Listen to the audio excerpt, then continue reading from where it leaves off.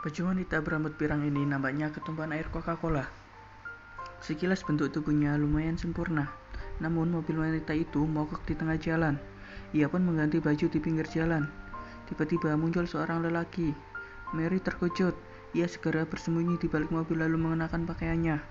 Sebut saja lelaki itu dengan nama Christian. Ia mengatakan bahwa dirinya tidak ada maksud jahat apapun. Christian pun juga melepas bajunya, memperlihatkan tubuhnya yang berotot. Mary sepertinya terpikat hingga pikirannya melayang kemana-mana. Christian adalah seorang montir profesional. Dalam sekejap ia mampu memperbaiki mobil Mary. Untuk membalas jasanya, Mary pun memberikan Christian tumpangan. Keduanya nampaknya tersenyum sambil mendengar musik di mobil. Namun pada waktu itu, ekspresi Christian berubah menjadi serius. Ia mengajak Mary untuk pergi ke sebuah motel untuk melakukan adegan dewasa. Mary pun terkejut mendengar perkataan Christian. Ia berkata bahwa ia bukanlah wanita sembarangan. Lalu ia pun menyuruh Christian untuk turun dari mobil. Christian pun dengan santainya mengeluarkan sebilah pisau, mengancam Mary agar mau membawa mereka berdua ke sebuah tempat yang seram. Terserah di mana saja, yang penting tidak ada orang. Karena takut angkat ancaman dari Christian, Mary pun dengan terpaksa mengiyakan kemauannya. Di perjalanan, Mary melihat Christian tidak menekan sabuk pengaman.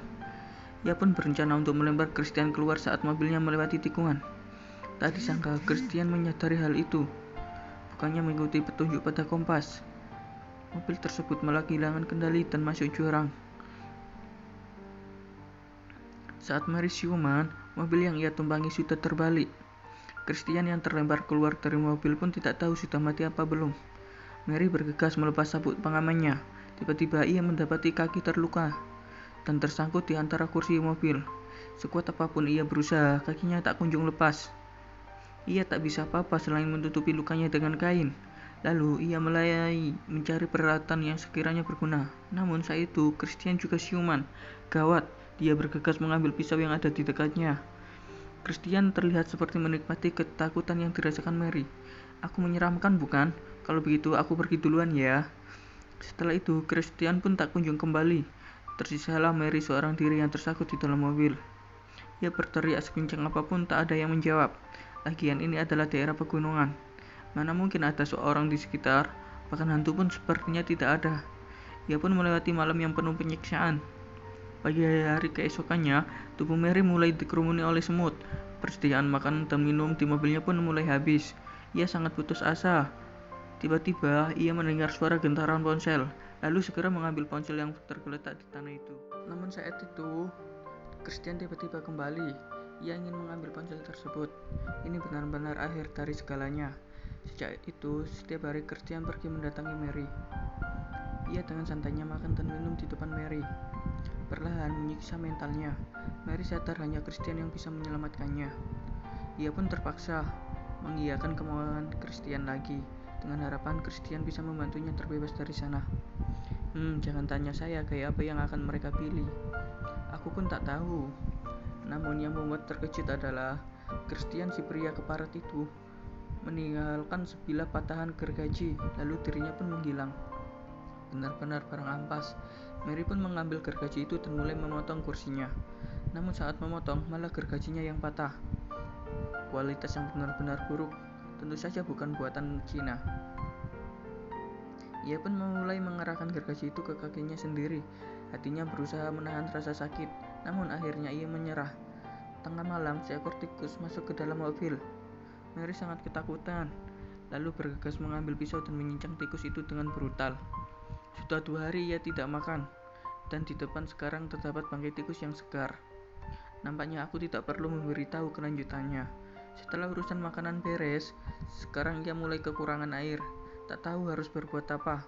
Ia pun memasukkan botol minum ke dalam celananya. Melihat air seninya yang kekuningan, sambil menggoyahkan lidah. Baru saja minum satu tegukan, ia pun langsung memuntahkannya. Tubuhnya pun mulai mengalami sedikit peradangan. Namun lebih baik demikianlah daripada mati lemas. Saat itu tiba-tiba petir menyambar. Lalu turunlah hujan. Brengsek, pas sudah minum malah turun hujan. Tak pakai pikir panjang, ia segera menambang air hujan dengan botolnya hingga terisi penuh. Ia pun dengan lahap meneguhnya. Namun keberuntungan tidak bertahan lama. Hujan semakin deras. Air hujan pun perlahan masuk ke dalam mobil. Mary sadar dirinya akan tenggelam jika tidak segera beranjak. Demi menyelamatkan hidup, ia mengambil gergaji itu kembali, lalu memulai memotong kakinya sendiri. Ia menggerang kesakitan dan tangannya terus bergerak.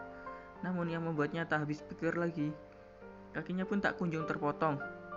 Air hujan pun membawa mobilnya masuk ke sebuah sungai. Kakinya yang tersibit pun akhirnya bisa lepas. Mary langsung melarikan diri, menggunakan sisa tenaganya untuk memanjat tebing. Ia pun melihat luka yang ia sayat sendiri. Namun ia harus tetap lanjut menyusuri tebing itu. Ia mengambil sebatang kayu untuk menjadi sebuah tongkat berjalan. Tak lama kemudian, ia pun menemukan sebuah villa. Ia berpikir bahwa akhirnya ia bisa selamat. Mary pun mempercepat langkahnya. Semakin mendekati villa itu, tiba-tiba terdengar teriakan seorang perempuan minta tolong. Jadi sebenarnya aku sudah selamat atau tidak? Dia saat keraguan melanda dirinya. Teriakan wanita itu semakin keras. Mary pun tidak tahan lagi. Ia membuang tongkatnya lalu berjalan ke villa itu dengan terpincang-pincang. Tiba-tiba, beruntung tongkat itu berhasil menyelamatkannya. Mary melihat ke sekeliling, di mana terdapat perangkap. Ia pun pelan-pelan menyelinap masuk, lalu mencoba mengintip melalui jendela, dan melihat ada seorang wanita yang diikat di atas ranjang. Sementara itu, Christian tengah menyiksa seorang pria, yang ternyata merupakan seorang polisi. Christian pun menyalakan mesin bornya. Mary benar-benar ketakutan, lalu menutup mulutnya rapat-rapat. Saat Christian sedang menuju loteng, Mary pun diam-diam masuk ke dalam villa itu. Di dalam ternyata ada 2 buah mayat lagi. Ia diam-diam mencuri pistol milik sang polisi, kemudian masuk ke dalam kamar si wanita, lalu menyelamatkannya. Namun saat itu, Christian masuk kembali ke kamar. Mary buru-buru bersembunyi di balik pintu.